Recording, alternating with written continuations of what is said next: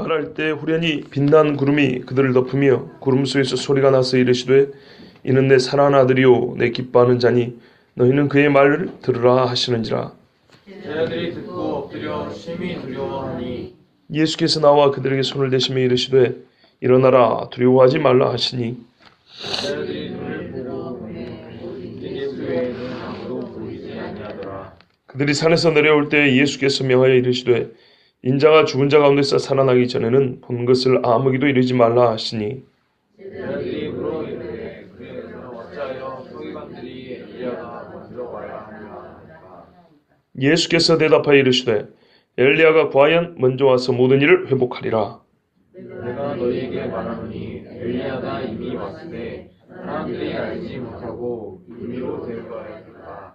인자도 이와 같이 그들에게 고난을 받으리라. 같이 봅니다. 그제서야 제자들이 예수께서 말씀하신 것이 세례 요한인 줄을 깨달으니라. 아멘. 기도하겠습니다. 하나님 아버지 감사합니다. 우리 하나님께서 오늘도 우리에게 말씀을 주셨습니다. 주신 말씀 그대로 보게 하여 주시고 듣고 믿게 하시며 이 말씀이 우리 속에서 살아 역사하는 능력이 되게 하옵소서. 하나님 우리가 아버지의 말씀의 능력을 정말로 거부하거나 또한 제어하려 하는 악한 생각을 품지 않게 하여 주시고 늘 겸손하게 주께서 역사하신 대로 오히려 말씀의 움직임에 내 자신을 맡길 수 있는 믿음을 주시옵소서. 멀리서부터 주님 앞에 나온 자녀들이 많습니다. 피곤한 육체를 이해하여 주시고 영혼의 양식이 육체도 강건하게 하는 역사가 있게 하옵소서. 예수 그리스도의 이름으로 기도하옵나이다. 아멘. 지난 시간에 사실 오늘 본문에 대해서 거의 대부분 말씀을 드렸습니다. 그런데요, 오늘 5절부터 다시 한번 조금 더 면밀하게 살펴볼 필요가 있어서 다시 5절부터 읽게 됐습니다.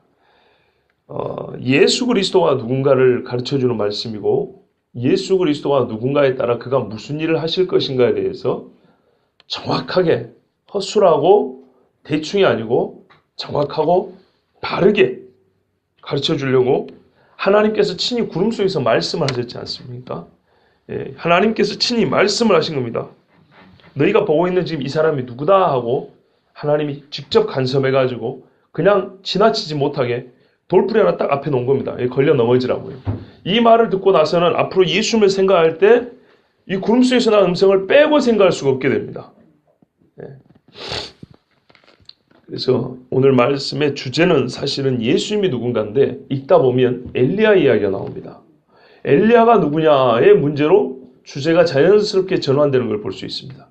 그래서 이 두 번째 이야기까지 본문에서 말하고 있기 때문에 오늘 한 번 더 자세하게 보도록 하겠습니다.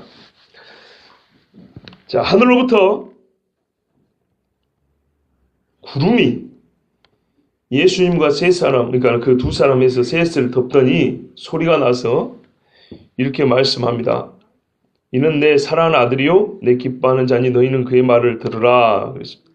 세례받을 때 한번 들었던 이야기죠. 왜 하나님이 이 말씀 주셨다고요? 제자들을 위해서요. 앞으로 예수님이 누군지 알라고 말이죠. 그런데 예수님을 알게 하기 위해서 주어진 두 사람이 모세와 엘리야라 그랬습니다. 기억이 다 나실 걸로 알지만 모세는 죽었습니다. 시신을 찾았습니까? 못 찾았습니까? 시신을 못 찾았습니다. 못 찾았다는 얘기는 묻은 사람이 없다는 얘기입니다. 그렇죠? 묻은 사람이 없다는 얘기고 그러니까 묻은 사람이 없기 때문에 이 지상에 표가 없다는 얘기입니다. 그런데 모세의 시신에 관하여 미가엘과 사탄이 다퉜다 그렇게 되어 있습니다. 그걸 가지고 어떤 이 마귀 새끼가 모세의 시신을 가지고 무언가 요상한 짓을 하려고 했던 것이죠. 그러니까 미가엘이 그걸 막은 겁니다. 하지 말라고. 그런데 같은 동급의 힘을 갖고 있기 때문에 미가엘 스스로 본인의 권세로 저주를 못하고 하나님께서 너를 저주하기를 원한다. 그러고 미가엘은 거기서 그쳤다 그렇게 되어 있습니다. 어디 갔을까요? 모세의 시신은. 그래서 아마도 모세의 시신을 하나님이 죽은 다음에 가지고 올라가셨을 가능성이 크다라고 봅니다. 아멘. 엘리야는 살아서 올라갔고요. 모세는 죽었는데 올려졌다 하면 예수님이 다시 오실 때 부활할 때는 뭐라 그랬죠? 죽은 자가 일어나고 우리 살아있는 자도 이렇게 되어 있습니다. 그래서 어찌됐든 간에 이스라엘 사람들이 있어서 오늘 우리에게도 마찬가지고요. 모세와 엘리야가 왜 이 순간 이 자리에서 나타나서 예수님이 돌아가실 것을 얘기했단 말이에요. 종합적으로 말하면 무슨 말인지 아십니까? 종말이가 껐다는 얘기입니다. 장세로부터 지금까지 말한 세상의 끝이 가까웠다는 얘기입니다. 그러면 세상의 끝에 징조 중에 징조를 말하면 바로 그리스도입니다. 기름 부음 받은 자가 오리라입니다. 초림이 됐든 재림이 됐든 초림 때부터 종말이 시작돼서 우리는 계속 종말이라고 그러고 히브리에서 보면 예수님이 초림하여 오실 때부터 마지막 때라 그리 되어 있습니다.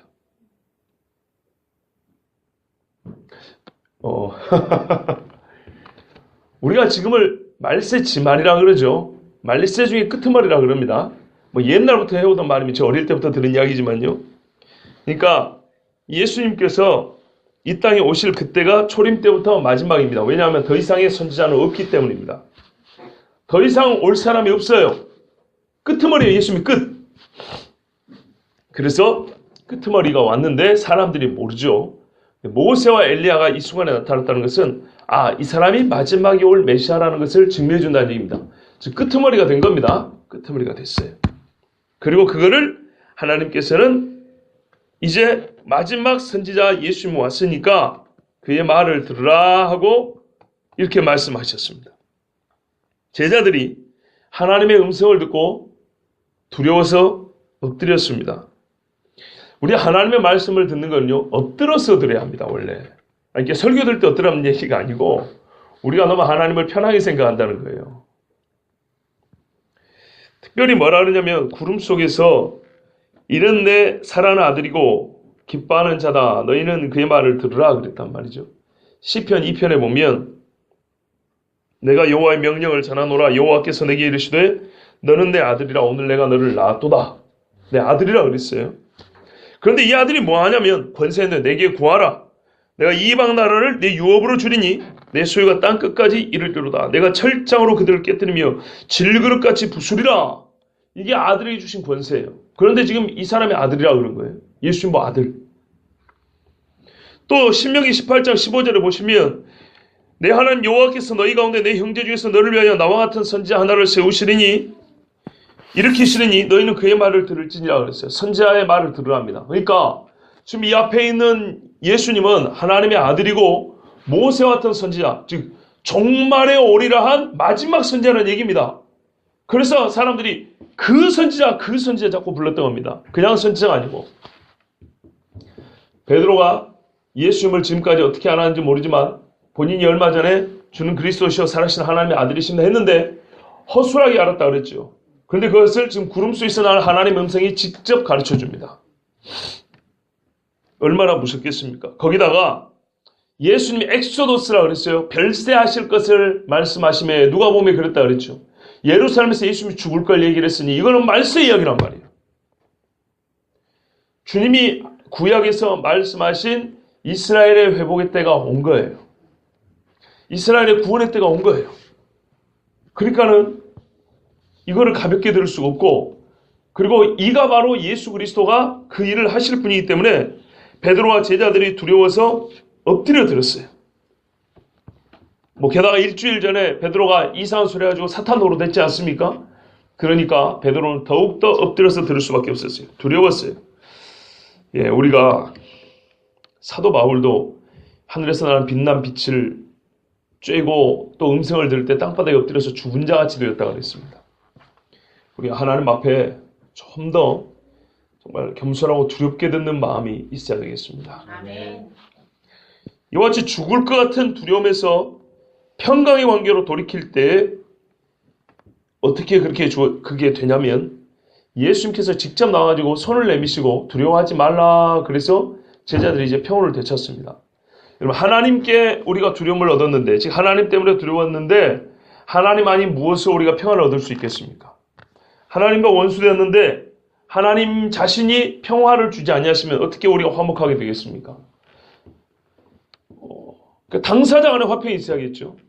거기다가 하나님이 나를 두렵게 했다면 하나님이 나를 평안하게 해야 평안할 수가 있습니다.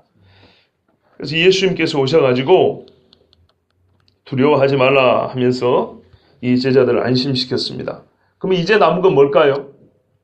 너희는 저의 말을 들으라 그랬죠. 두 가지 얘기했습니다. 하나는 너희가 보고 있는 이 사람이 누구냐 하고 정체를 얘기해 줬고요.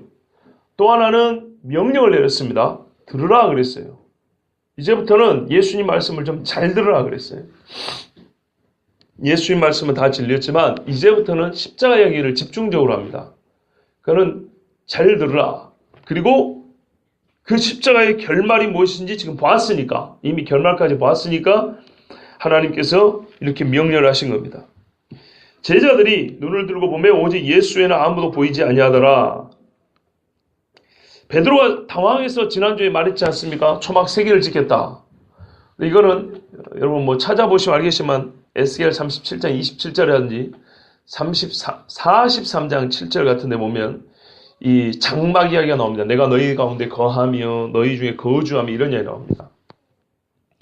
그래서 베드로가 예수님이 지금 엘리야하고 모세와 나타났다는 것은 종말의 때가 다 됐고 이분이 우리의 구원자라는 거구나. 그러면 구원이 이루어질 때는 이스라엘이 열국주에서 회복된다는 말씀이 있기 때문에 그러면 이제 여호와의 장막이 우리와 함께 하는구나 하고 초막을 짓는다. 그런 차원에서 말했을 수도 있다 그랬어요. 그러나 그것보다는 그 말씀이 무의식중에 있었겠지만 더 큰 거는 두려웠기 때문에 그랬어요. 본인이 예수님을 못 알아보고 마귀 노릇했던 것인데 하나님께서는 오히려 반대로 직접 말씀해 주셨기 때문에 베드로는 더 두려워서 떨었습니다.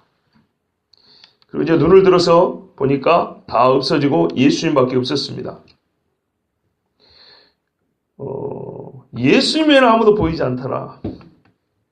이 말을 가지고 우리가 보통 또 이렇게 생각하죠. 오직 예수님만 바라보아야 한다. 모세도 엘리야도 다 사라지고. 그렇죠. 뭐 그런 이야기 우리 덜 합니다. 당연한 이야기입니다. 예수님만 바라보는 건. 당연한 이야기인데 오늘 본문은 그것을 말하려고 한 건 아닙니다. 다른 본문으로 그 메시지는 충분히 얻어낼 수 있습니다. 오늘 본문은 그 이야기가 아닙니다. 뭐냐면 모세와 엘리야가 나타났다는 것은 종말은 맞는데 그들이 완전히 부활해서 이 땅에 다시 육체를 입은 것이 아니고 왔다 가버렸죠. 종말이 시작됐는데 끝나지 않았다는 얘기입니다. 그렇지 않습니까? 끝난 게 아니에요. 자, 지금은 종말이 시작됐으나 재림의 종말이 아니고 예수님이 십자가에 죽으신 첫 번째 메시아가 오셔서 종말이 시작된, 말하자면 종말의 초반부입니다. 초반부. 그래서 종말이라는 걸 가르쳐 주기 위해서 모세와 엘리야가 왔고, 그러니까 이분이 무슨 일을 할 것인가를 말하기 위해서 모세 엘리야가 왔고, 그리고 아직 그러나 끝은 아니다. 이런 것을 보여주려고 올라가 버렸습니다. 예수님만 남아있어요. 아직 이제 현실로 돌아왔다 이 말입니다. 아까 봤던 그 예수가 여기 있고요. 아까 가던 길을 이제 계속 가야 되는 겁니다. 만약에 여기서 아까 봤던 그 광경이 세상의 마지막이라면 그 즉시는 뭔가 변화가 일어나야 되겠죠. 근데 아무 변화 없이 그들은 올라가고 다시 아까 그 전과 같은 모습으로 돌아왔습니다. 그러면 아까 그 전에 하던 일을 이제는 계속 해야 된다는 얘기죠. 예수님이 아직 죽지 않으셨어요. 이제부터 죽을 말씀을 하시고 제자들과 함께 예루살렘으로 계속 올라갑니다. 자, 그런데 이 변화선 사건에서 우리가 여기까지 들으면 예수님의 십자가 이야기, 뭐 지난 시간에 다 들은 대로 예수님의 십자가와 그리고 그 후에 우리에게 주어질 영광에 이르기까지 우리가 미리 주의 영광을 맛볼 수 있는 말씀이기도 합니다. 그런데 오늘 말씀에서는 제자들이 이것 외에 또 다른 무언가를 읽어냈어요. 자기들 눈앞에 엘리야가 나타난 겁니다. 그래서 의문이 생겼어요. 내려가다가 예수 앞에 질문을 합니다. 그들이 산에서 내려올 때 예수께서 명하여 이르시되, 질문은 좀 이따 나오군요. 인자가 죽은 자 가운데서 살아나기 전에는 본 것을 아무에게도 이르지 말라 하셨습니다. 왜 이르지 말라 그랬을까요? 본시에 이르면 안 되는 이야기 때문인 게 아니고 때가 아니기 때문입니다. 인자가 죽은 자 가운데서 다시 살아나기 전까지는, 그러니까 부활하기 전까지는. 왜냐하면 아직 보기는 봤는데 정확하게 해석할 능력이 없기 때문입니다. 아직 내가 본 것이 무엇인지 정확하게 알지 못하기 때문에 아까 횡설수설했지 않습니까? 하늘에서 내려온 소리도 무엇인지 아직 정확하게 깨닫지 못합니다. 그래서 그렇게 말했다가는 오히려 예수님의 사역이 방해가 되니까 말하지 말라 그랬습니다. 근데 훗날에 예수님이 부활하신 후에 40일 동안 성경을 다시 배웁니다. 그리고 성령을 받습니다. 그 후에 베드로의 설교는 정말 한마디도 놓칠 수 없고요. 예수님의 복음 그 자체 그대로. 아멘. 베드로전서 1장에 보시면 베드로가 사도행전 외에 했던 이야기가 무엇인가, 그가 어떤 걸 설교했을까 기록이 되어 있는데요. 제가 9절에서 12절만 한번 읽어드릴게요. 예수를 너희가 보지 못하였으나 사랑하는도다. 이제도 보지 못하나 믿고 말할 수 없는 영광스러운 즐거움으로 기뻐하니 믿음의 결국 곧 영혼의 구원을 받음이라. 이 구원에 대하여는 너희에게 임할 은혜를 예언하던 선지자들이 연구하고 부지런히 살펴서 자기 속에 계신 그리스도의 영이 그 받으실 고난과 그에 받으실 영광을 미리 증언하여 누구를 또는 어떠한 때를 지시하시는지 상고하니라. 이 섬긴 바가 자기를 위한 것이 아니요 너희를 위한 것임이 계시로 알게 되었으니 이것은 하늘로부터 보내신 성령을 힘입어 복음을 전하는 자들로 이제 너희에게 알린 것이요 천사들도 살펴보기를 원하는 것이니라. 아멘. 베드로가 예수님이 누구에게서부터 예언되었고 그가 무슨 일을 하셨는지에 대해서 이렇게 설교를 했어요. 고난, 받을 영광까지. 예전에는 몰랐어요. 십자가 고난을 말도 못 꺼내겠다는 사람입니다. 자, 그 다음에 어떻게 됐습니까? 순교를 앞두고는 이 예수님에 대해서 충성하라 하면서 오늘 이 변화산 이야기를 합니다. 내가 힘써 너희로 하여금, 베드로 후서 1장입니다. 15절에 내가 떠난 후에라도 어느 때나 이런 것을 생각나게 하려 하노라. 우리 주 예수 그리스도의 능력과 강림하심을 너희에게 알게 한 것이 교묘히 만든 이야기를 따른 것이 아니오 우리는 그의 크신 위엄을 친히 본 자라. 지극히 큰 영광 위에서 이러한 소리가 그에게 나기를 이는 내 사랑하는 아들이요 내 기뻐하는 자라 하실 때 그가 하나님 아버지께 존귀와 영광을 받으셨느니라. 이 소리는 우리가 그와 함께 거룩한 산에 있을 때 하늘로부터 난 것을 들은 것이라. 아멘. 이 말씀을 잊어먹을 수가 없고 예수님을 생각할 때마다 걸리는 거라 그랬죠. 순교를 앞두고 살아가는 여러 그리스도인들에게 이 변화산 이야기를 합니다. 소망이면서 예수님이 누구고 그가 죽으신 후에 어떤 영광을 얻으실 것까지 우리는 보고 들었다는 겁니다. 그러니까 처음에 예수님의 주시는 구원을 전하였고요. 나아지는 그 구원의 결국이 영광이라는 거예요. 고난이 있겠지만 예수님처럼 우리가 고난을 받겠지만 영광을 얻으리라 하는 것까지 이 변화산 사건에서 다 읽어내고 증거를 합니다.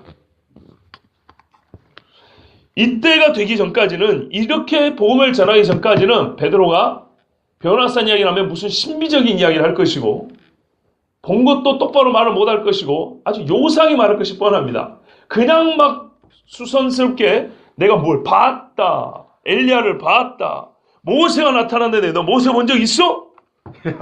모세가 봤더니 생각보다 못생겼더라. 뭐 이런 이야기 할 수 있습니다. 예수님이 이 귀한 것을 가볍게 말하지 못하도록 지금은 얘기하지 마라 이렇게 말씀하시고 때가 되면은 원없이 말하게 해줄 테니까 지금은 때가 아니라 이렇게 말씀하셨습니다. 그때는 예수님 부활 때입니다. 이제 이런 말씀을 듣고 내려가다가 제자들이 물어봅니다. 그러면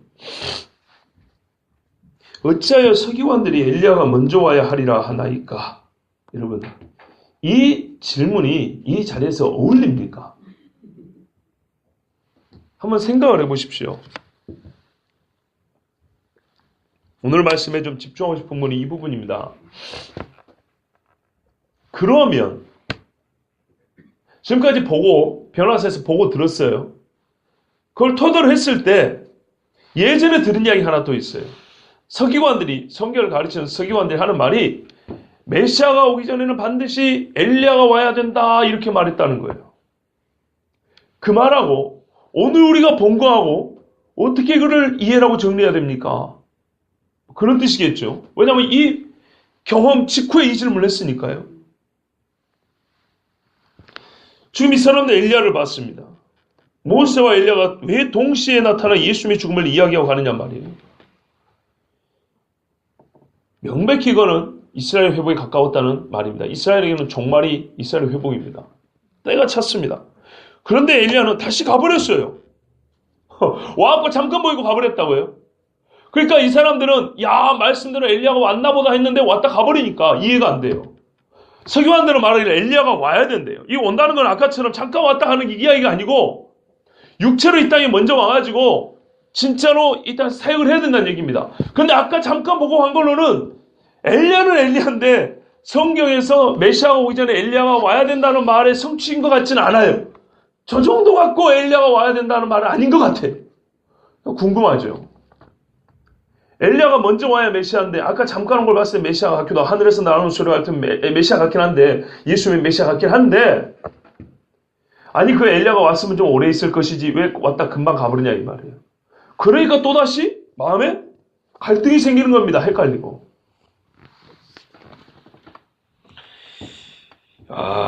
하늘에서 들려온 소리가 사실 충분하다 할 수 있지만 이 무지한 사람들에게는요 엘리야가 잠깐 왔다 가버리는 것으로는 호소력이 약할 수밖에 없습니다. 대답을 해야 될 거 아닙니까? 본인들도 좀 의아스럽고 말이죠. 자, 그러면 우리가 서기관들이 왜 이렇게 말했는지 잘 아는 말라기 말씀을 가지고 한번 다시 정리해 보겠습니다. 여러분 말라기서를 한번 펴보십시오. 마태복음 앞에 있을까요? 말라기 3장 1절입니다. 1절 2절을 같이 읽도록 하겠습니다.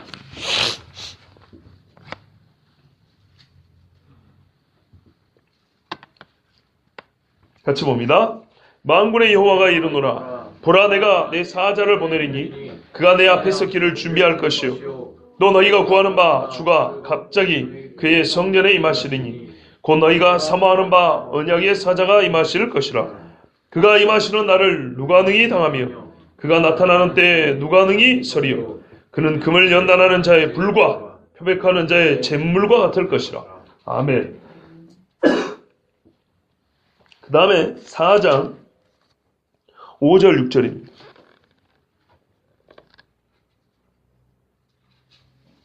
같이 읽겠습니다. 보라 여호와의 크고 두려운 날이 이르기 전에 내가 선지자 엘리야를 너희에게 보내리니 그가 아버지의 마음을 자녀에게로 돌이키게 하고 자녀들의 마음을 그들의 아버지에게로 돌이키게 하리라. 돌이키지 아니하면 두렵건대 내가 와서 저주로 그 땅을 칠까 하노라 하시니라. 아멘. 이 두 말씀을 같이 보면요. 3장 1절에 내 사자가 내 앞에 가서 길을 준비한다 그랬죠. 내 앞에. 4장 5절에 보면 선지자 엘리야를 보낸다 그랬죠. 그러면 내 사자는 누굽니까? 선지자 엘리야죠. 그 다음에 자꾸 내가 할 때 내는 누굽니까? 여호와 하나님이시죠. 여호와 하나님인데 만군의 여호와가 이르노라 내가 그랬으니까 여호와가 하나님이고 나지요. 그런데 뭐라면 또 언약의 사자가 오리라 그랬어요. 3장 1절을 보시면 내가 내 사자를 보내는데 그가 내 앞에서 길을 준비한대요. 뭐라고요? 내 사자가 내 앞에서 누가 말하는데 여호와가 말하고 있는데 여호와 앞에서 길을 준비한대요. 내 사자가. 그러면 여호와가 누구예요? 주고 이 주가 누굴까요? 3장 2절에 너희가 사모하는 바 언약의 사자죠. 그러니까 여기서도 우리가 삼위일체적인 이야기를 볼 수 있습니다. 여호와가 곧 언약의 사자 예수 그리스도 주. 그리고 나 앞에 가는 그 사자는 선지자 엘리야. 그럼 엘리야가 와서 뭐해요? 4장 6절에 아버지의 마음을 자녀에게로 자녀의 마음을 아버지에게로. 그죠? 그럼 3장 2절에 나는 와서 뭐예요? 나는 금을 연단하는 자의 불과 같고 표백하는 자의 잿물과 같다. 씻어버리고 태워버리고. 그죠? 멸하기도 하며 정결하기도 하며 이런 일을 하죠. 그럼 엘리야의 일하고 나의 일은 구분되어 있습니다. 다릅니다. 분명히. 그런데 재밌는 게 있어요. 나도 구분된다는 겁니다. 나 여호와 역시도 자기를 언약에 또한 사자라고 그래요. 사자. 사자는 대신 가는 거예요. 나 자신이면서 나의 사자라고 또 부르고 있습니다. 그러니까 마음속에 저를 보세요. 하나님이 여기 계시는데요. 하나님 앞에 엘리야 선지자를 보내요. 그리고 내가 가요 이제. 내가 가는데 나를 가르쳐 말하면 하나님이 나는 여호와다 이렇게 말하기도 하면서 언약의 사자다 또 이렇게 말하기도 해요. 자, 이걸 염두에 두면서 여러분 한번 오늘 말씀을 보겠습니다.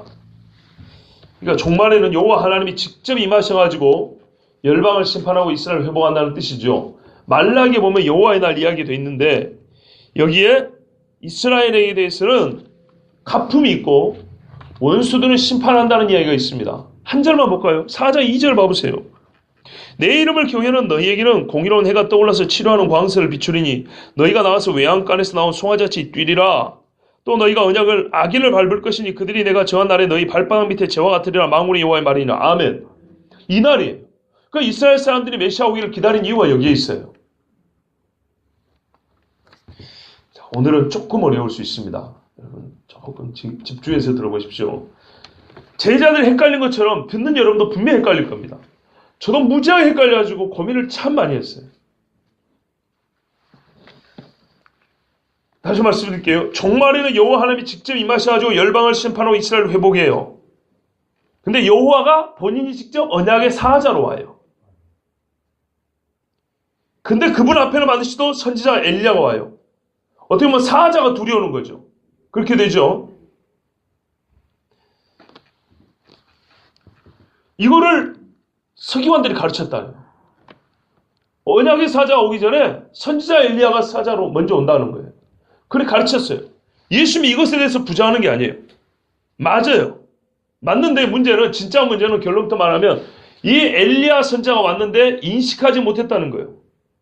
마음이 완악해서 눈이 어두워서 마음이 허망한 데에 기울어져 있어서 엘리야 선지자를 알아보지 못했어요. 그 무지에 대해서는 본인들 책임입니다. 충분히 증거를 줬는데도 불구하고 몰랐기 때문에 본인 책임입니다.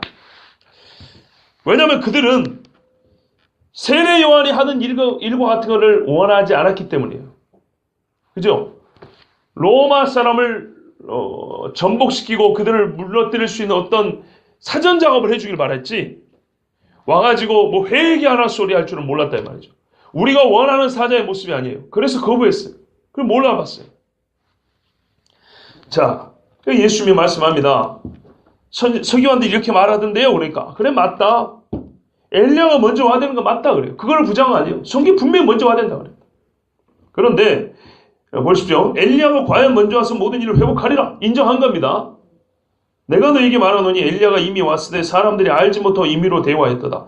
그런데 왔는데 자기들이 여기서 임의는 자기들이 뜻하는 바대로 자기들이 하고 싶은 대로 세례 요한 엘리야에게 해버렸다는 얘기입니다.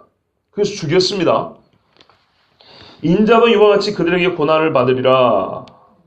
역시 이 부분도 석연치 않습니다. 왜 그럴까요?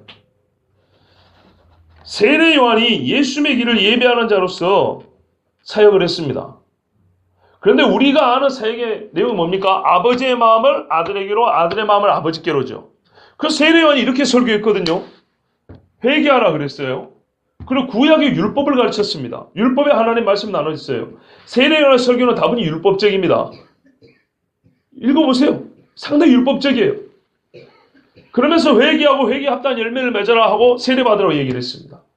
그러니까는 복음이 오기 전에 예비를 했어요. 여러분 우리가 로마서 읽지 않습니까? 율법을 알아야 내가 죄인인 걸 안단 말이에요. 정말 이걸 얼마나 강하게 강변을 해야 될지 모르겠어요. 그렇지 않으면 절대 모릅니다. 그래서 이 사람들에게 자기들은 꽤나 율법을 잘 지켜서 율법에 흠이 없다고 바울도 그렇게 생각했어요. 그런 사람들에게 겉으로 보이는 흠이 없는 것 같으나 가만히 돌이켜보면 내 속에서 변하지 않는 악한 본성이 계속 하나님의 뜻을 거스르고 있는 것을 그것을 깨닫게 합니다. 그래서 세례 요한이 아버지의 마음을 아들에게 돌이키고 아들의 마음을 아버지께로 돌이키려고 애를 썼어요. 이것이 세례 요한의 사역입니다. 자, 그런데 예수님이 하신 말씀 보세요. 인자도 이와 같이 그들에게 고난을 받으리라. 여러분, 이와 같이가 무슨 말입니까? 세례 요한이 아버지의 마음을 아들에게로 율법을 가르쳐 또 보라 하나님의 어린 양이로다 이렇게 가르쳐 줬으면 끝난 건데 예수님이 세례 요한 같이 고난을 받아야 된대요. 그와 같이. 그러면 세례 요한에 하는 직무가 하나 더 있었다는 얘기입니다. 예수님의 십자가 죽음을 어쨌다는 말이에요? 모형으로 보여줬다는 얘기입니다. 미리. 예표로. 그죠? 누가복음, 요한복음 1장, 2장, 3장에 나온 이야기 말고 예수님은 지금 십자가 지러 가면서 세례 요한이 갖고 있었던 직무에 한 가지를 더 추가해 줍니다. 그는 아버지의 율법을 가르쳐서 우리의 마음을 영적으로 각성하게 하고 세례받게 하고 내가 누군지 손가락으로 가르쳐주고 말해주면서 사람들이 나를 따라오게 한 것뿐만 아니라 그는 나와 같은 의로운 자가 어떻게 악인으로 취급받아서 죽어야 되는지를 미리 보여준 자였다. 이건 말하는 것입니다. 그래서 이와 같이 시간적으로 세례요한이 먼저 죽었죠. 나도 세례요한처럼 죽을 거다라는 거예요. 세례요한이 모형이라는 겁니다. 예수님의 고난에 대한 모형입니다. 그래서 두 가지가 확인되죠. 뭡니까? 인자도 이와 같이 그들에게 고난을 받으리라 해서 두 가지요. 예수님도 세례요한처럼 의인으로서 죄인 취급을 받아 죽을 거다. 이건 우리가 알죠. 두 번째입니다. 그들에게 그래 됐으니까 누굽니까? 세례요한을 죽인 놈들하고 똑같은 놈들에게 나도 죽을 것이다. 이런 말입니다. 그죠? 그러면 예수님이 그렇게 죽는가 안 죽는가만 봐도 이 예수님이 진짜로 그리스도인지 아닌지 확인할 수 있겠죠. 그렇다면 여러분, 엘리야는 세례 요한뿐만 아니라 예수님 자신을 가리키는 말도 될 수 있습니다. 제가 이 본문에 헷갈리고 어려운 게 바로 이 부분입니다. 여러분 봐보십시오. 저를 보십시오. 엘리야가 먼저 온다 그랬어요. 그죠? 그리고 오늘 본문 끝에 보면은 세례 요한이 엘리야 꼴을 깨닫는다 그랬어요. 세례 요한이 왔어요. 뭐하러 왔냐니까 구약에 길을 예배하러 왔대요. 길 닦아주고 미리 준비하러 왔다는 거예요. 그런데 예수님 말하면 그 준비만 한 게 아니고 내가 죽는 것을 미리 모형으로 옛날 모세처럼 구약의 제사들이 모형인 것처럼 성막이 모형인 것처럼 세례 요한이 같은 인간으로서 내 바로 앞에서 나를 모형으로 나타내준 사람이었다는 거예요. 그러면 엘리야의 본 직무가 뭐가 있어요? 모형으로서 예수님의 죽음을 나타내주는 것이죠. 그죠?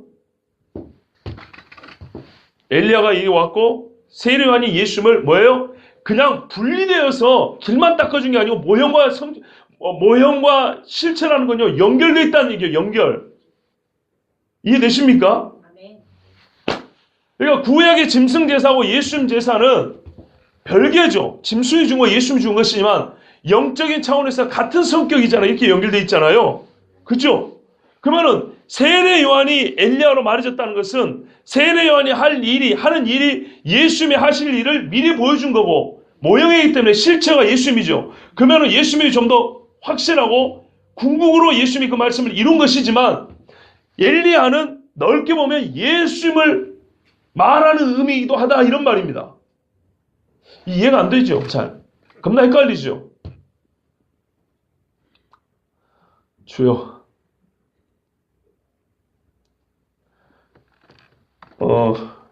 짐승 제사를 한번 생각해 보세요. 짐승이 피를 다 흘리고 가죽을 다 벗기고 태워서 죽습니다. 그 피를 흘려서 우리가 용서를 받는다 그러죠. 온전하지 못합니다. 온전하지 못해요. 그죠? 근데 예수님 오셔가지고 피 흘려 죽으셨어요. 몸이 다 불사르신 것처럼 찢겼어요. 그렇죠? 그래서 짐승의 제사가 모형이고 예수님이 실체입니다. 하나님께서 우리에게 하시고자 하는 말씀이나 하고자 하는 일이 예수님에서 성취가 됐습니다. 근데 이거를 부분적으로 미리 보여줬어요. 그죠? 이 두 가지는 넓게 보면 한 맥락입니다. 영적인 성격이 같아요. 죄에 대한 대속제물이라는 거. 죄에 대한 대속제물이라는 거. 아시겠죠? 똑같아요. 그런데 하나는 모형이에요. 실제가 아니고 마네킹이란 말이에요. 여기는 진짜 사람이에요. 그렇죠? 그런데 말해주신 분이 이 옷 이쁘면 이쁘다. 이거 마네킹으로 말해주는 거고 실제 사람이 보면 이쁘더라는 거예요. 이해되십니까? 자, 이게 뭐 정확한 비유지 뭐 하지만 이런 식으로 연결이 돼 있어요. 그런데 엘리야가 온다는데 이 엘리야가 세례 요한이래요. 그러면 이 엘리야가 예수님하고는 상관이 없겠냐 이 말이에요. 뭐 여기까지 하고 계속 가야겠습니다. 왜 제가 이 질문을 여러분에게 더 던지자면요. 병행 본문이 있습니다. 마가복음 9장을 봐보세요. 쓸데없이 지적인 호기심 때문에 그런 게 아니고 하나님 말씀에 이런 의문을 제기하기 때문에 그렇습니다. 마가복음 9장 11절부터 13절을 보시면 같은 사건인데 마태복음에서 기록하지 않은 대화의 다른 이야기가 기록이 되어 있습니다. 같이 읽겠습니다. 11절부터 13절. 이에 예수께 묻자와 이르되 어찌하여 서기관들이 엘리야가 먼저 와야 하리라 하나이까. 일단 여기 보십시오. 똑같죠?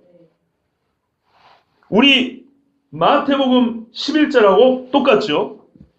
자, 12절 봅니다. 이르시되 엘리야가 과연 먼저 와서 모든 것을 회복하리거니와 어찌 인자에 대하여 기록하기를 많은 고난을 받고 멸시를 당하리라 하였느냐. 그러나 내가 너희에게 이르노니 엘리야가 왔으되 기록된 바와 같이 사람들이 함부로 대우하였느니라 하시니라. 아멘. 마태복음과 비교를 해보면요, 추가된 게 있어요. 또 기록을 안 한 게 있고요. 12절에 어찌 인자에 대하여 기록하기를 많은 고난을 받고 멸시를 당하리라 하였느냐. 지금 엘리야 질문했는데 갑자기 예수님이 자기 이야기를 하고 있어요. 성경이 한 권밖에 없어서 이게 보기 어려우시죠? 그래서 제가 오늘 여러분 집중해야 된다는 말씀입니다. 혹시 다른 성경 있으면 두 개를 갖다 보십시오. 여러분 괜히 이해하지 못하고 하셔서 그냥 뭔 소리냐 오늘 뭔한데 이렇게 시간을 많이 쓰느냐 그러지 마시고 진짜 뒤에 있는 성경을 갖다 놓고 보십시오. 이해가 안 되면 그렇게 하십시오. 꼭 이걸 이해하고 가야 됩니다. 보세요. 엘리야 질문을 했어요. 그리고 엘리야가 먼저 와야 된다는 얘기가 마태복음 17장 11절하고 마가복음 9장 11절 12절 상반부까지는 똑같아요. 그런데 마태복음에는 이 사람들이 엘리야를 몰라보고 임의로 대우하였다. 이게 마가복음에는 13절로 돼 있어요. 그럼 그 중간에 뭐가 들어있냐면요. 뭐가 있습니까? 어찌 인자에 대하여 기록하기를 많은 고난을 받고 멸시를 당하리라 하였느냐고 인자 이야기가 들어있다는 겁니다. 예수님이 엘리야에 대한 질문을 대답할 때 엘리야만 말한 것이 아니고 자기 이야기를 중간에 넣었다 이 말입니다. 그죠? 그런데 또 보면은 마가복음 9장 12절에는 엘리야가 과연 먼저 와서 모든 것을 회복하거니와 이 말이 있어요. 마태복음에는 있습니까 없습니까? 있죠. 있죠. 여러분 그러니까 성경을 펴고 보시라고요. 과연 먼저 와서 모든 일을 회복하라 그래 돼 있죠. 그런데 이제 마가복음을 보시면 회복하거니와 했어요. 자 그러면은 이 시제가 뭐냐면 현재 시제입니다. 세례 요한이 엘리야인 거 우리가 다 아는데 세례 요한 와서 죽어버렸죠. 죽어버리면 과거잖아요. 말하려면 세례 요한이 먼저 엘리야가 과연 먼저 와서 모든 것을 회복했고 이렇게 돼야 됩니다. 그런데 영어 성경이나 헬라어도 마찬가지로 현재로 회복하거니와 나는 멸시를 당하리라. 이래가지고 둘 다 현재형으로 돼 있다는 거예요. 예수님의 고난에 대해서는 이사야 53장이나 시편 22편을 보면 자세히 나와 있습니다. 그거는 여러분 읽어보시고 다 아는 바인데 문제는 왜 엘리야에 대한 질문에 예수님은 인자, 즉 자기 자신 그리스도에 대한 문제로 답변을 했냐 이 말이에요. 엘리야 이야기 사이에 자기 이야기를 끼워 넣었다는 얘기입니다. 그죠? 엘리야 이야기를 끝낸 다음에 그런데 엘리야에만 관심을 가질 게 아니고 너희가 변호사에서 본 건 진짜 내 이야기다 내 이야기. 그러니까 나한테 관심을 가져야 이렇게 한 게 아니고 엘리야에 대한 답변을 해주면서 자기 이야기를 끼워 넣었어요.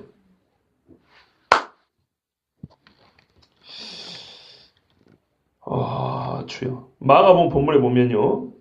엘리야가 모든 일을 회복하고 난 다음에 준비가 다 끝난 다음에 우리는 예수님이 오는 것처럼 생각을 합니다. 그죠? 그런데 그렇지 않다는 걸 보고 있어요. 엘리야의 준비 작업과 그리스도의 오심이 동시적으로 기록이 되어 있다 이 말입니다. 이게 회복과 고난이 동시적 사건으로 기록되어 있다고 마가복음에. 예수님이 그거를 가르치려고 굳이 이렇게 말을 했다 이 말입니다. 꼬아서. 꼬은 게 아니라 중간에 말을 한 차선 일방통행인데 옆에 한 차선 더 만든 거예요. 지금 엘리야 이야기를 하고 있는데 옆에다가 인자 이야기를 하면서 하나의 질문에 두 가지 답변하면서 더 깊은 대답을 해주는 거예요. 지금 헷갈립니다. 모순이 아니고 이건 이렇게 되면 이중적인 의미가 있나 보다 이러면 되는 거예요. 보십시오. 엘리야의 회복과 인자의 고난이 어찌 같이 기록되어 있습니까? 왜 예수님의 엘리야에 대한 답변 안에 자신의 고난 이야기를 넣으셨습니까? 이게 우리가 풀어야 될 숙제입니다. 엘리야는 1차적으로 세례 요한을 가리키는 것이 맞습니다. 왜냐하면 분명히 왔고 그랬어요. 엘리야가 먼저 왔고 사람들이 대우하였다고 과거형으로 끝나버렸어요. 실제로 엘리야는 왔어요. 그러니까 세례 요한이 과거형입니다. 그가 와서 이 땅에 있었고 사람들은 그를 임의로 대우해서 죽여버렸어요. 과거의 사건입니다. 분명히 온 거 맞아요. 그런데 예수님이 이 엘리야의 얘기를 할 때 그렇게 이미 왔다가 사역을 마쳐 죽은 사람으로 과거형으로만 표시한 게 아니고 마가복음에서는 현재형으로 지금 얘기를 하고 있다 이 말입니다. 엘리야의 사명을 감당하고 있는 세례 요한의 증거가 지금 현재 계속되고 있다 이렇게 말하는 것입니다. 그러면은 엘리야가 와서 모든 것을 회복한다 하는데 이 회복이 됐습니까 안 됐어요? 한번 봐보세요. 됐어요 안 됐어요? 세례 요한이 회복했습니까? 안 했죠. 그랬으면 오히려 메시아가 죽을 일이 없죠. 회복 다 해보는데 왜 죽어요? 왜? 엘리야와 산 일이 뭔데요? 아버지의 마음을 자식에게로, 자식의 마음을 아버지께로. 이게 완성이 돼버리면 뭐하러 예수님이 죽냐 이 말이죠. 또한 사도행전 1장 6절을 보시면 말라기 3장 2절에서 6절 아까 회복은 이스라엘 회복이라고 그랬습니다. 4장에도 나오지만 3장에도 나와요. 이스라엘 회복이고 열국의 심판입니다. 이들이 말하는 그날 메시아의 날은요. 자, 근데 사도행전에 예수님이 부활한 다음에 제자들이 예수님께 이렇게 물어봅니다. 그들이 모였을 때 예수께 여쭈어 이르되 주께서 이스라엘 나라를 회복하심이 이때니이까? 아직 회복이 일어났다는 겁니까? 안 일어났다는 겁니까? 안 일어났죠. 예수님이 이제 부활까지 하셨으니까 회복하셔야죠 이 말이죠. 그러면 예수님이 고난받기 전에 회복 안 됐죠. 세례 요한 때는 당연히 회복 안 됐죠. 그런데 뭐라 그래요? 엘리야가 먼저 와서 모든 것을 회복하거니와 그랬죠. 회복은 누가 해요? 엘리야가 해요. 근데 세례 요한 엘리야가 회복했습니까? 못했습니까? 못했죠. 이제 누구에게 기대를 하고 있어요? 예수님의 기대를 하고 있어요. 그럼 예수님이 회복한대요. 근데 회복은 누가 한다고요? 엘리야가 한다니까요. 여러분 좀 헷갈리고 고개가 갸우뚱그러더라고 저는 지금 말씀대로 가고 있다는 것을 인정하시기 바랍니다. 만일 엘리야가 모든 것을 회복하였다면 어찌 메시아의 고난이 필요하겠습니까? 세례 요한은 모든 것을 회복하지 못하고 죽었습니다. 회복은 예수님의 몫입니다. 대신에 세례 요한은 예수님의 죽으심의 모형을 보여줬습니다. 그래서 어떤 사람은 회복하였다면이라고 번역해야 된다 이렇게 말합니다만은 이게 뭐냐면요. 그러니까 회복하였거니와 이러면 회복하거니와 하면은 이렇게 복잡한 문제가 생기니까 엘리야가 세례 요한이 이미 와서 회복해버렸거니와 아니면 회복하였다면 이런 식으로 예수님 이야기를 인자에 나오게 좀 좋게 해야 된다는 거예요. 그런데 지금 이것처럼 병렬관계로 그리고 동시적으로 이렇게 묶어버리면 정말 헷갈린다는 거예요. 그런데 이해하기 위해서 고칠 게 아니고 있는 그대로 우리가 이해를 해야 되는 거예요. 있는 그대로. 회복과 죽음 둘 다 예수님의 고유 사역인데요. 세례 요한은 죽기는 죽었으나 대속은 없었고 회복하려고 아버지의 마음을 아들에게로 아들의 마음을 아버지께로 돌이키려 했었지만 역시 불완전하게 하고 죽었습니다. 그건 분명한 사실입니다. 엘리야는 세례 요한을 가리킨 게 맞습니다. 세례 요한을 통해서 엘리야에게 하시겠다는 일은 다 이루어지지 않았습니다. 여러분 그래서 오늘 말씀은 제가 보기에는 엘리야는 세례 요한이 분명히 맞긴 한데 예수님을 또한 가리키는 편일 수도 있다고 봅니다. 왜 이렇게 얘기를 하냐면요. 마지막 한 가지 더 증거가 있습니다. 보십시오. 마가복음 9장을 보세요. 마가복음 9장 12절입니다. 엘리야가 과연 먼저 와서 모든 것을 회복하거니와 어찌 인자에 대하여 기록하기를 많은 고난을 받고 멸시를 당하리라 하였느냐 그랬죠. 예수님에 대한 고난이 기록이 되어 있는 거 맞습니다. 그런데 13절을 보세요. 그러나 내가 너에게 이르노니 엘리야가 왔으되 기록된 바와 같이 사람들이 임의로 대우하였느니라. 임의로 대우한 건 마태복음 본대로 우리가 이미 왔다 갔으니까 대우하여 죽었으니까요. 세례 요한의 고난과 죽음을 얘기하는 거죠. 그게 임의로 대우한 겁니다. 그건 과거 사건으로 이미 말씀했습니다. 그런데 놀라운 거는 기록된 대로입니다. 기록된 바와 같이. 언제 엘리야가 고난을 받으라고 기록된 걸 보신 적 있습니까? 지금 처음 듣는 이야기죠. 없습니다. 엘리야가 와서 고난받는다는 얘기는 구약성에 기록이 안 돼 있다고요. 12절에 기록하기를 메시아 예수님의 고난만 기록이 되어 있습니다. 성경에는. 앞에 오는 사자 엘리야의 고난은 기록된 적이 없습니다. 그런데 예수님께서는 뭐라 하면 엘리야가 왔으되, 지금 엘리야기입니다. 사람들이 임의로 대화하였느니라. 목에 가두고 때리고 목 잘라 죽였다는 거죠. 그런데 기록된 바와 같이 그랬어요. 언제 엘리야가 그렇게 죽는다고 기록이 됐었냐 이 말입니다. 즉 세례 요한이 그렇게 메시아 앞에 오는 길을 예배하는 사자가 이렇게 고난을 받고 죽으리라고 기록된 성경이 어딨냐고요. 여러분 있으면 가져와 보십시오. 없습니다. 신학자들도 아무도 못 찾아요. 성경에는 오직 메시아의 고난, 죽음, 부활, 영광만 기록이 돼 있지 그 앞에 오는 사자에 대한 이야기는 없습니다. 그러니까 여러분 봐보십시오. 지금 질문은 엘리야의 이야기입니다. 제자들이 궁금한 건 엘리야 이야기거든요. 지금 저 보는 엘리야는 뭐고 서기관들이 가르친 건 뭐고 근데 예수님은 너희가 잘못 짚었다. 이미 온 세례요한 엘리야다. 요거를 말해주려 하는 거예요. 근데 이거를 말해주면서 동시에 아까 변화산에서 본 것에 대한 깊은 의미를 또 가르쳐주고 싶고 예수님이 그래서 자기 인자 이야기를 걷다 같이 집어넣었어요. 왜 엘리야 질문에 내 이야기를 쓸까요? 그 엘리야와 예수님 자신이 상관이 있기 때문입니다. 그렇지 않습니까? 그런데 아까 마태복음 보면 예수님이 내가 세례요한처럼 고난을 받아야 된다고 세례요한처럼 고난을 받아야 된대요.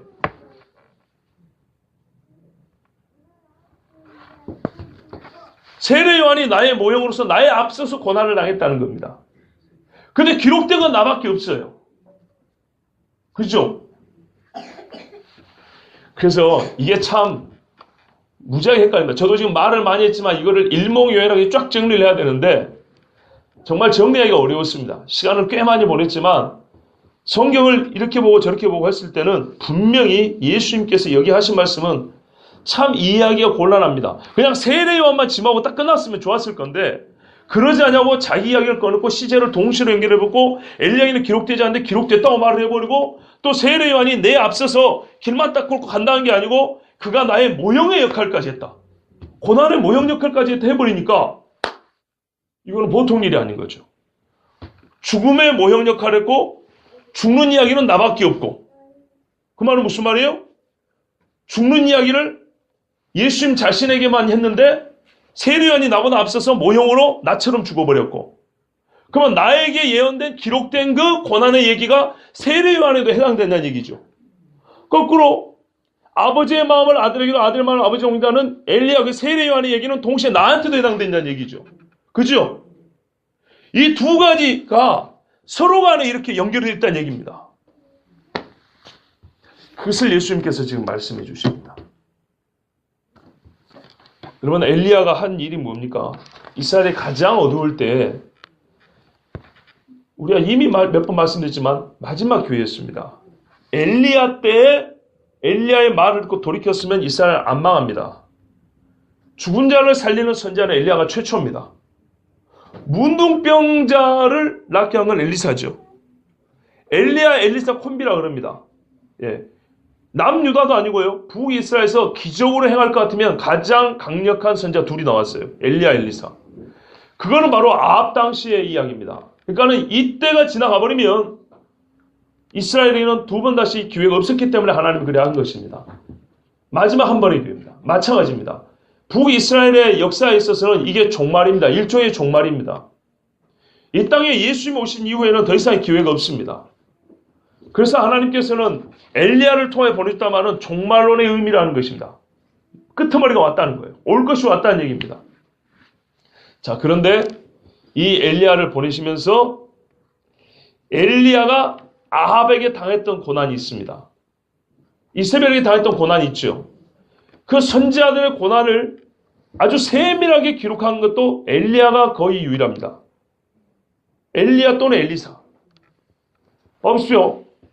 그 다음에 또 예레미야 있죠. 그죠? 이 선지자들은 거의 두 나라의 끄트머리 있는 사람들입니다. 그래서 이 엘리야가 실제로 사역에 있어서 종말에 입각하여서 마지막으로 구원의 기회를 주려는 하나님의 뜻을 나타냈던 그런 사명을 감당했기 때문에 예수님을 예표하고 또한 예수님 앞서 왔던 세례 요한을 예표하고 이 두 가지 기능을 함께 갖고 있었다고 볼 수 있고요.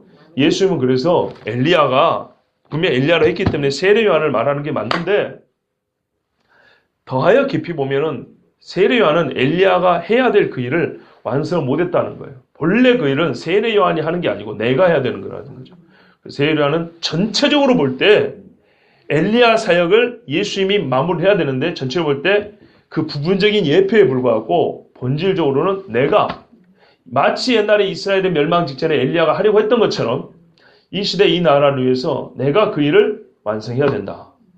이것을 제자들에게 가르쳐 주시고 그것이 바로 십자가의 죽음이라는 것을 말씀해 주신 겁니다. 그래서 참 헷갈립니다. 많이 헷갈립니다만은 엘리야를 보면 오히려 이게 더 잘 이해가 됩니다. 그러면 이제 어떻게 될까요? 지금부터는 예수의 말씀을 잘 들어야겠지 않겠습니까? 하늘에서 내려온 음성이 뭡니까? 너희는 저의 말을 들으라 그랬죠. 제가 그래서 예수의 말씀을 들려드린 겁니다. 이제부터는 특별히 예수의 말씀을 잘 들으라 그랬죠. 분명히 아까. 변화사에서 하나님이 명령하신 게 뭐냐면요. 하나는 가르쳐주고 하나는 명령입니다. 가르쳐줍니다. 이는 내 사랑하는 아들이요 내 기뻐하는 자다. 두 번째, 그러므로 지금부터는 누구 말만 들으라고요? 예수님 말만 들으라고요. 예수님 말을 똑바로 들으라고 정신 차려 들으라고 말했습니다. 아니나 다를까 내려가면서부터 정말 헷갈리고 어려운 이야기를 하기 시작했어요. 그러니까 지금부터 이 말씀을 똑바로 들어야 된다는 거예요. 안 그러면은 헷갈리고 안 그러면은 예수님에 대해서 우왕좌하고 이상한 소리 하게 됩니다. 그 말씀대로 내려가는 길에 예수님은 자기 정체에 대해서 아주 깊이 말씀해 주셨고 헷갈리는 듯 하나 성경 전체를 가지고 자기의 사명에 대해서 이렇게 깊이 말씀해 주셨고 또한 자기 앞에 온 사자 세례 요한에 대해서도 사람들의 잘못된 생각을 바로잡아 주셨습니다. 그런데 잘 들어야 될 것만 잘 듣지 않냐고 제자들은 역시 귀가 어둡고 마음이 어두워서 예수님 부활할 때까지 이것을 알지 못했습니다. 제대로 깨닫지 못했습니다. 지금도 보세요. 아, 이 사람이 세례 요한이구나 깨달았다 그래 있죠. 맨 마지막 절에. 거기까지입니다. 거기까지. 왜냐하면 세례 요한은 명백하잖아요. 와갖고 갔으니까 명백한데 예수님 하신 일은 아직 그 본질이 드러나지 않기 때문에 십자가 죽음과 부활이 아직 드러나지 않았기 때문에 아직을 잘 이해를 못합니다. 그러나 부활하신 후에는 이 모든 것을 명백하게 깨닫게 됐습니다. 봐보십시오. 아버지의 마음을 아들에게로 아들의 마음을 아버지께로 이걸 한마디로 뭐라 합니까? 신약의 성경용어로 하면 화목이라 합니다. 화목. 그죠? 화목제물로 죽으셔서 둘로 나는 걸 하나 되게 하시고 그렇죠. 원수된 마키남을 허무시고 고린도 후서인가 보면은 예수님의 화목제물을 낸 직분 나오고요. 그래서 우리 보고도 너희도 화목하게 하는 직분을 받았다. 이 말씀까지 해줍니다. 예수님 따라가는 제자들은 화목하게 하는 직분을 하는데 이 화목은 이웃 간에 사이좋게 지내라는 말을 한 게 아니고 물론 당연히 그래야 되지만 하나님 앞에 사람이 화목하게 되는 일을 하는데 우리가 앞장서라 이 말입니다. 즉 제사의 직분을 감당하는 얘기죠. 그런 말씀입니다. 그러니까는 엘리야가 오면 하리라 한 일을 예수님이 하셨지 않습니까?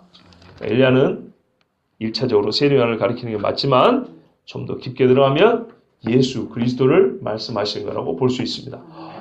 제가 혹 틀릴 수도 있습니다만은 워낙에 마가복음 말씀이 기묘하기 때문에 이 말씀을 요리 보고 저기 보면 예수님의 의도는 내가 본질상 진짜 참 엘리야다. 그래서 생각해보니까 분명히 말라기 보면 하나님 자신도 또 하나의 사자로 표현을 해놨다 이 말이에요. 그래서 엘리야 자신을 깊은 의미에서 자기를 엘리야라고 가르치는 게 같다라는 그런 생각을 하게 되어 있습니다.